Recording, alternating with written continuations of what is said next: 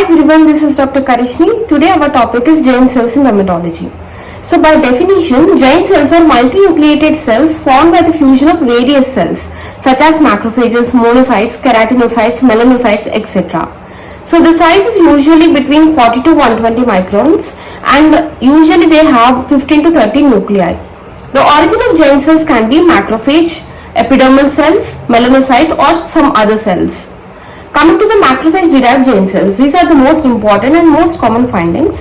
So they are of three types: Langhans giant cells, foreign body giant cells and two-tone giant cells. Langhans giant cells are formed by the fusion of epithelioid cells and they typically show horseshoe-shaped nuclear arrangement. We can see here horseshoe-shaped nuclear arrangement. They are usually seen in some of the common conditions such as tuberculosis, TT leprosy, late syphilis, sarcoidosis, leishmaniasis, Crohn's, even deep fungal infections. Coming to the foreign body giant cells, these are again formed due to macrophage phagocytosis in which the nuclei are randomly arranged and are scattered throughout the cytoplasm. They are usually formed in response to exogenous or endogenous substances. Exogenous substances such as starch, talc, wood, tattoo, suture, microimplants, hyaluronic acid injections. And endogenous substances such as calcium, urate, oxalate, keratin, hair, and they are also found in BT type of leprosy. Coming to the two-tone giant cells, they are lipid-containing macrophages with a central ring of nuclei and a peripheral cytoplasm. The peripheral cytoplasm usually shows the accumulated lipid. So they are seen in conditions in which fat is involved such as fat necrosis, xanthomas, xanthogranulomas, dermatofibromas.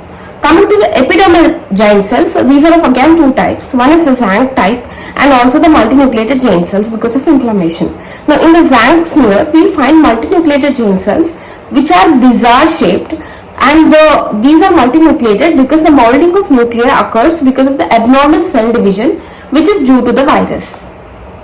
So this is seen in viral infected cells such as in the conditions of herpes simplex, herpes zoster, varicella zoster and even CMV infections. Coming to the multinucleated giant cells, these are formed because of the fusion of epidermal cells in response to inflammation.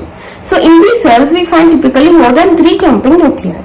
So any inflammatory condition will show this kind of giant cells. So something like chronic eczema, prurigo, dermatitis herpetiformis, erythema multiforme, pustular psoriasis, lichen planus, then lupus erythematosus and even lichen amyloidosis will show this kind of epidermal giant cells. Coming to the melanocyte giant cells, these are again of two major types. One is the starburst giant cells, other is the melanocytic nevus. The starburst giant cells, these are multinucleated melanocytes with a prominent dendritic process. They are usually seen in Lentigo maligna.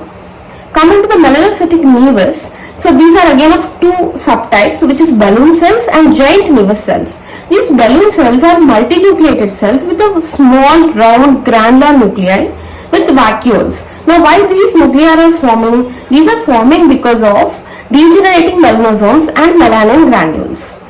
So this is seen in conditions of balloon cell nevus and balloon cell melanoma. So easy to remember. Balloon cells are seen in balloon cell nevus and balloon cell melanoma. Coming to the giant nevus cells, these are also melanocytes. These are also multinucleated. These are also bizarre shaped and these are seen in Spitz nevus and melanoma. Coming to some other type of giant cells, we find floret-like multinucleated giant cells with scanty cytoplasm and peripheral nuclei in conditions such as gynecomastia, neurofibromatosis, giant cell angiofibroma, pleomorphic lipoma. Whereas the Reed-Steinberg cells, we have been reading since pathology that B lymphocytes with owl-eye nuclei are called Reed-Steinberg cells. So they are usually seen in malignancies such as Hodgkin's lymphoma and lymphomatoid papulosis. So that's it. So I hope this video is useful that we could revise giant cells in just within 5 minutes. Thank you.